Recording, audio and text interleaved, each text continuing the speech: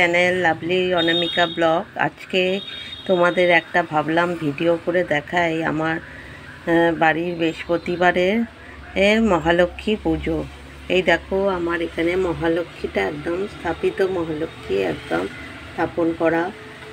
এটা হচ্ছে মহালক্ষ্মী, এটা হচ্ছে গণেশজি, আর ওইখানে আছে মা দুর্গা।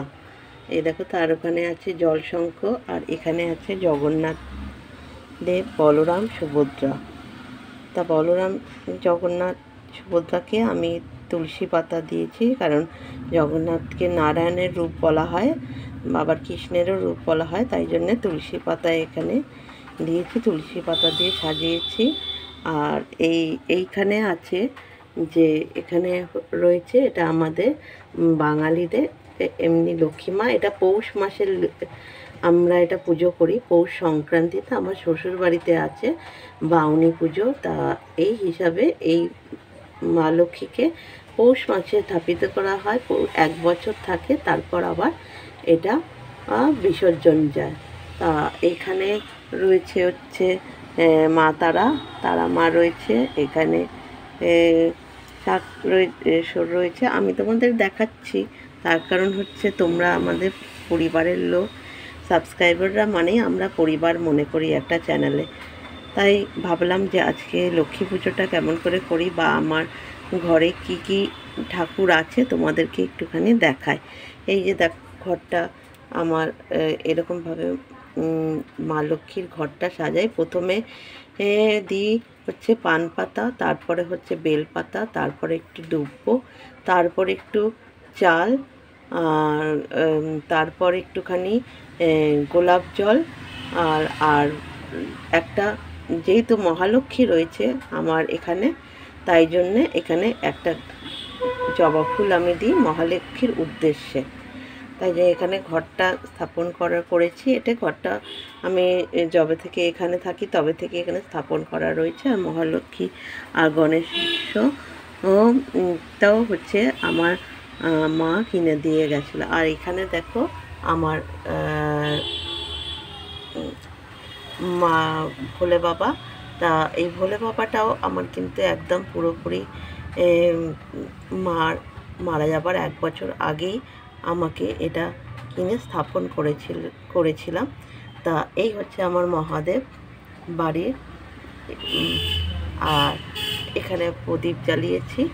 আর তোমরা তো জানোই এগুলো হচ্ছে তোমাদের আমার আসনে এই যে উপরে এই যে বাউনির যে ধানের এই যে পুজোটা হয় সংক্রান্তিতে, এই ধানের গুচ্ছটা 1 বছর রাখা হয়, তারপর এটা ওই গঙ্গায়, মা গঙ্গার কাছে চলে যায়।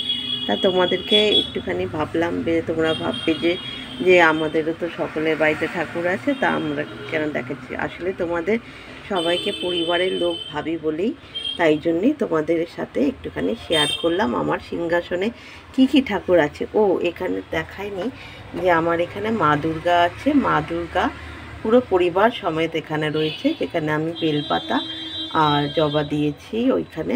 আর তোমরা তো জানোই যে আমি মায়ের ভক্ত, তার জন্যে আমার বাড়িতে পুরোপুরি পেতলের স্থাপিত ও মা কালী আছে। এইটাকে আমাদের পৌষ সংক্রান্তিতে বড় করে পুজো হয়, কালী পুজোতে ছোট করে পুজো হয়।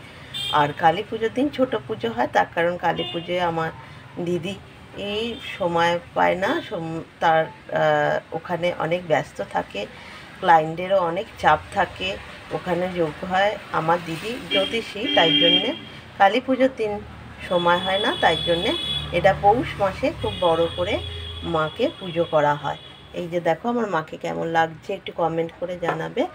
আর তোমাদেরকে একটুখানি শেয়ার করলাম যে এই ঘরটা কিভাবে সাজানো হয়, তো আমি তোমাদেরকে বললাম।